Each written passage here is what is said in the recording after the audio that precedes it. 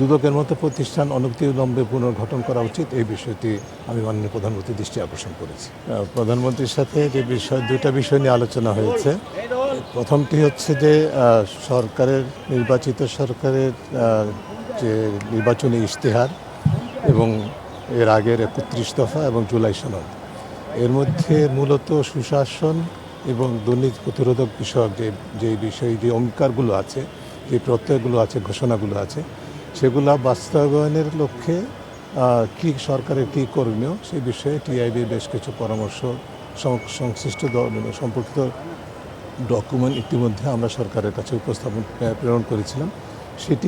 সেগুলো নিয়ে আলোচনার জন্য আমি সময় চেয়েছি, আমার কথা হয়েছে। আর সম্পূর্ণ ইতিবাচকভাবেই তিনি আমাদের পরামর্শগুলো শুনেছেন এবং বলেছেন যে আমাদের সাথে প্রায় শতভাগ একমত এবং চেষ্টা করবেন সেগুলো বাস্তবায়নের জন্য সরকারের সাধ্যমতো অগ্রসর হওয়ার জন্য। এটি প্রথম।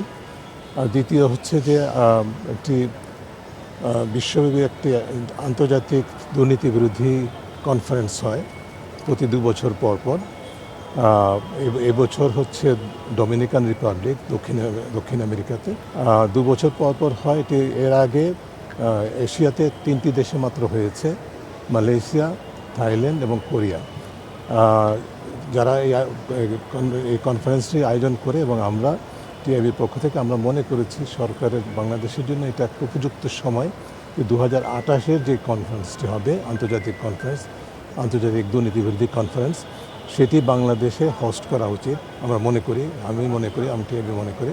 এবং এই প্রস্তাবটি নিয়ে আমি আজকে মাননীয় প্রধানমন্ত্রীর সাথে কথা বলেছি। তিনি এক বাক্যে আমার সাথে সম্মত হয়েছেন যে তিনি নীতিগতভাবে একমত এবং সরকার যদি মন্ত্রিপরিষদ যদি সম্মত হয় তাহলে সেটির সম্ভাবনা আছে যে বাংলাদেশ চেষ্টা করবে এই সম্মেলনটি বাংলাদেশে হোস্ট করার জন্য, যার মাধ্যমে দেশবাসীকে বর্তমান সরকার এবং আন্তর্জাতিক পরিমণ্ডলে বর্তমান সরকার এমন একটা বার্তা দিতে চায় যে সরকার দুর্নীতির বিরুদ্ধে অঙ্গীকারাবদ্ধ এবং সেই অঙ্গীকার বাস্তবায়নে প্রতিজ্ঞাবদ্ধ।